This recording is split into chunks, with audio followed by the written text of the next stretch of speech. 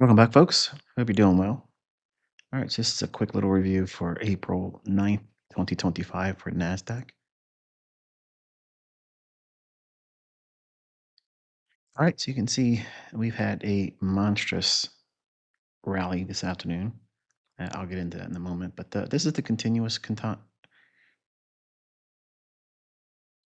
get into that in a moment. But this is the continuous contract for NQ, NASDAQ futures.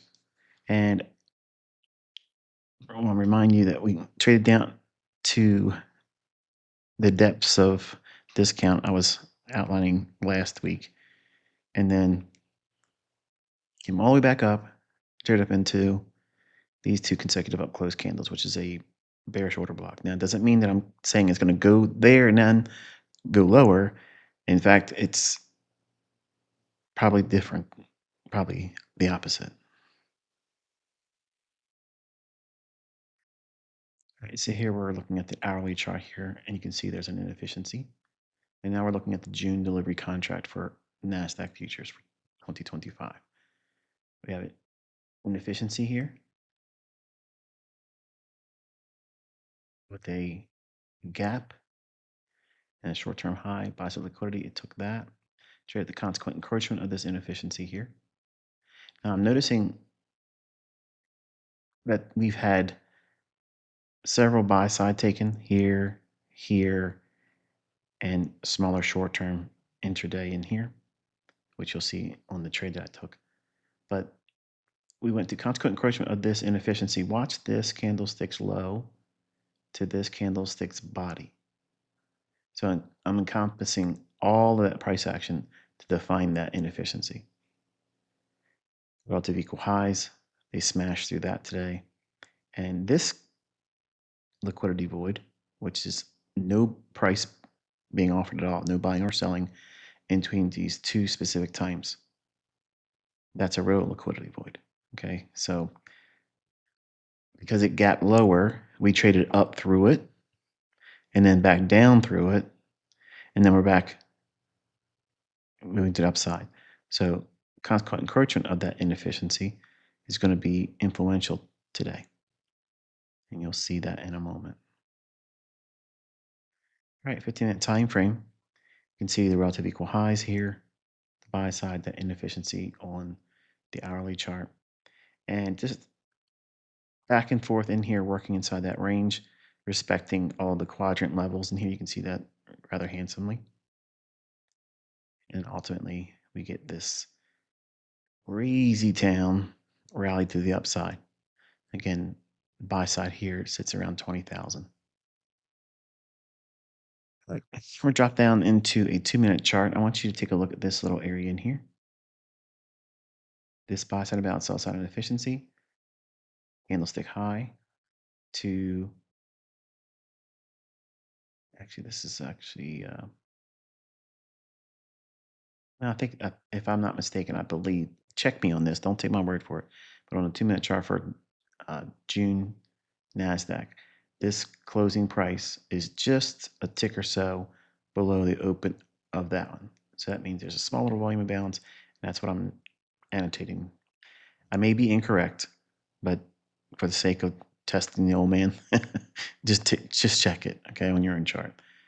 So that buy side of balance sells on efficiency, it trades back down into it and leaves a small little portion of it open. You see that between the candles high and where these candles lows form. And then price sends a rally up, retraces back down into this inefficiency, the high of it, the buy side balance sell side inefficiency. Then it rallies one more time just to bump the high, and that's where you'll see me exiting my trade. I shared that on Twitter. I'm not going to upload it or add it to this video just simply because I just don't want to. So you can watch it over there. There's no music. There's no any sound behind it. It's just me just sharing what I did today. And we're dropping down into a 1-minute chart, keeping that 2-minute buy side and balance sell side efficiency in view. And then we have the first presented fair value gap. So we have this candlestick's high. This candlestick is the gap. And then the low of this candle here is the high of the first presented fair value gap of April 9th, 2025 for NASDAQ as it relates to the 1-minute chart. So the market trades down Inside this little area in here, right on this candlestick, you'll see my entry in a moment. And then it rallies up. And then we have this inefficiency. This candlestick's high to this candlestick's low. No, the volume imbalance. So that's what's annotated there. And if you look at the video, I actually have this inefficiency drawn incorrectly. I always fumble on that phone app. I just can't get my rectangles to drop where I want them to drop, and I monkey around with it too much. So I know what I'm annotating, and I know I'm going to have the people come behind me and try to correct me, which is fine. It's good. That means you're paying attention. But the idea is that you need to have that volume imbalance annotated, whereas in the video, you'll see me not doing so. But it drops down into the bodies respecting the midpoint, consequent encroachment, and then the wicks go down and do the damage testing, that 2-minute buy-side imbalance, sell-side inefficiency, but not getting back down into first percent to fair value gap. Then it rallies higher, takes the high out here, then retraces and goes all the way back down into, you can see it just a peak below the first percent to fair value gap, again, going into the 1050, 1110 macro. So let's put some lipstick on this and show you where the entries were. Here's the candlestick I entered on, and that little tiny little sideways caret symbol, that is where I entered. So you can see it as the candle opened, as it was a bold-faced bearish candle. You can't go any more extreme than that in terms of buying.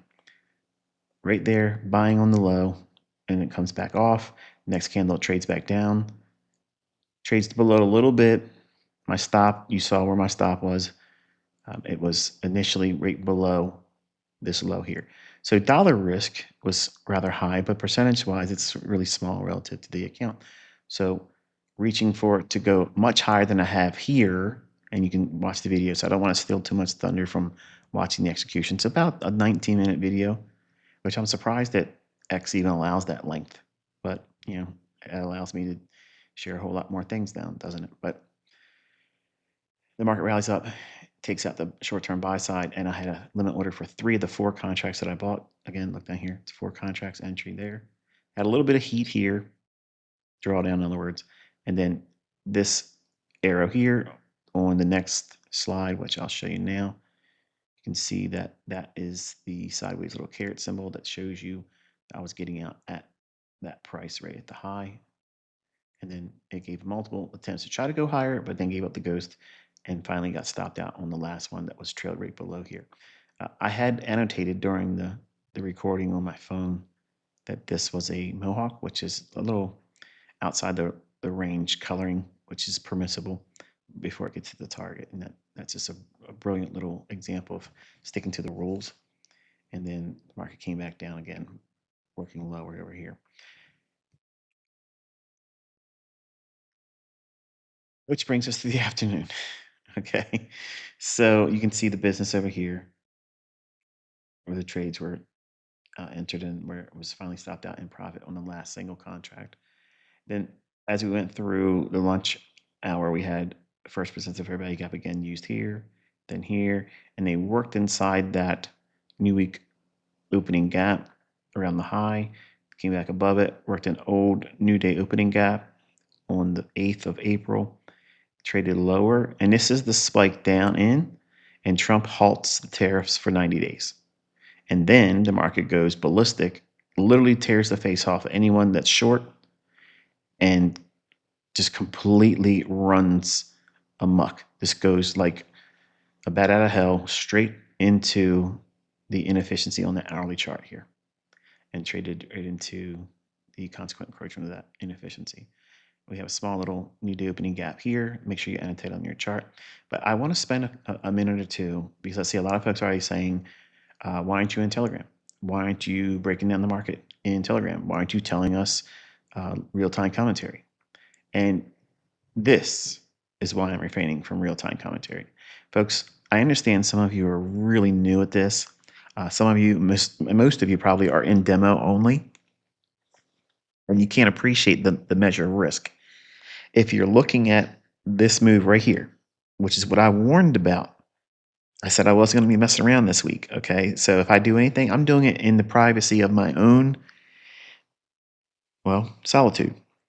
And that might make you mad. That might upset you. You might feel like I'm being selfish or stingy. No, I'm being responsible. I know the power of the influence I have. And if I say anything in the marketplace, because you've seen me be very, very consistent this year, I would be tore up if I were to say something and something like this would be contrary to the idea that I would have you as my students watching. Let's just say, for the sake of argument, I wouldn't have done that. You can see I was bullish today, but I didn't have a short in here. Let's just say, for the sake of devil's advocate example, let's just say that I did. And we were just taking a setup that would take us right down into the new week opening gap high and maybe the lower quadrant. Maybe that's something that could have been suggested by me. I'm not stating that it was. I'm not stating that it would have been, but I'm just giving you an example, a hypothetical example. Let's say that that took place. Folks, these are 1 minute candles. 1 minute. Look at the the velocity of how fast this thing was moving. It was moving hundreds of handles inside of the time duration of 60 seconds. You can't protect yourself from that, folks. Your stop loss isn't going to work. It's not going to work. You're going to get out at a very, very grossly unexpected exit price. And it might do greater harm than you're willing or able to weather. So I understand that you see these big moves and you think, wow, ICT could have put us on that. No, ICT will not. I didn't even take that trade. There are things that's going to happen because of what's going on right now. There's so many geopolitical things, so many things that are, in the states that's being done by this present administration. And there's this an unbelievable measure of uncertainty, volatility, chaos, but it's all controlled chaos. And because it's a lot of hand involved, manual intervention like this right here, you're not going to be able to time it. You're not going to be able to expect it. And Lord forbid something worse happens, some kind of attack or something like that. This is going to be the similar reaction. And this is why I said that you need to be lowering your leverage. If you're trading, you're doing it on your own accord and you're taking the responsibility in your own hands. But you have to be very, very careful. And if you're leveraging in these current climate, in this condition, if you will, in the marketplace, you're gambling and you're playing Russian roulette with not only your finances, but your peace of mind and your health. Because if you get caught offside on something like this and you're a fool and you're not using a stop loss, not that it would do very much protection in this regard here, but let's say you weren't using a stop loss and you were shorting. You had your hinder parts handed to you today. And that type of pain is what I'm trying to spare you from. And you can get upset and you can get mad and say, well, you're just not doing a good job anymore. Whatever. I don't care. I'm going to be the person who I am, which is responsible. I don't want to have anyone's comment saying you caused me, because you're never going to have that. You're never going to be able to say I caused you to lose money. That's not going to happen, because everything you do in your accounts is done by you and you alone. I'm never telling you when to buy. I'm never telling you when to sell. In the Telegram channel, we talk about price action. That's it. We're reading candlesticks. That is not taking trades. That is not trade signals. And some of you like to believe that it is. Hint, hint, nudge, nudge. And it's not. And think about how you may have been put into a situation where you felt influenced by what I said. And something like this tore your face off. You're going to have a hard time trusting trading, the concepts, me, and you'll become bitter and sour.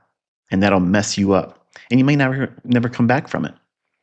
So doesn't it make more sense that your educator, your teacher, your mentor, your coach, okay, your quarterback, if you will, is looking out for your best interest, even when you don't realize the importance of doing so right now?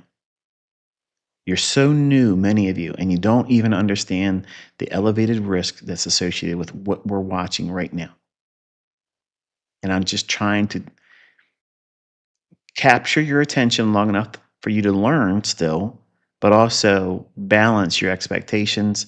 And if I can influence you to sit still and not hurt yourself during these periods, then I will have accomplished my goal.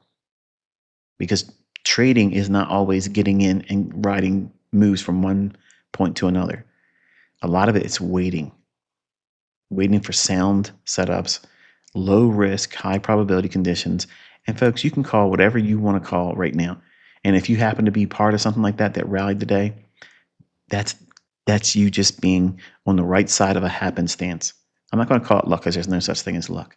But you just found yourself coincidentally on the side that just happened to not tear your face off. And I'm certain there's people out there that were not so fortunate today. And I'm trying to make sure that my community isn't going to be influenced by me to fall victim to something like that. And I've always conducted myself like this. I'm never going to, try to grandstand and do things that are outside the scope of this really sound logic and personal responsibility. We're never gambling. We're never trying to guess. And if the risks are so inflated and high, I'm going to tell you. And I'm going to act accordingly as a mentor. So hopefully that's at least calmed you down. And when things get a little bit more, I guess,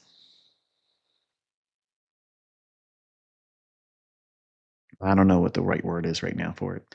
If we leave this elevated volatility stage that we're in right now and come back to a little bit more normalcy, I will return back to giving real time commentary, candlestick by candlestick. But until then, this is the way it's going to be for a little while. Okay. I'll use the Telegram channel to share notes and types of study things that you can use. But real time will have to be put on the back burner until things settle down in the marketplace.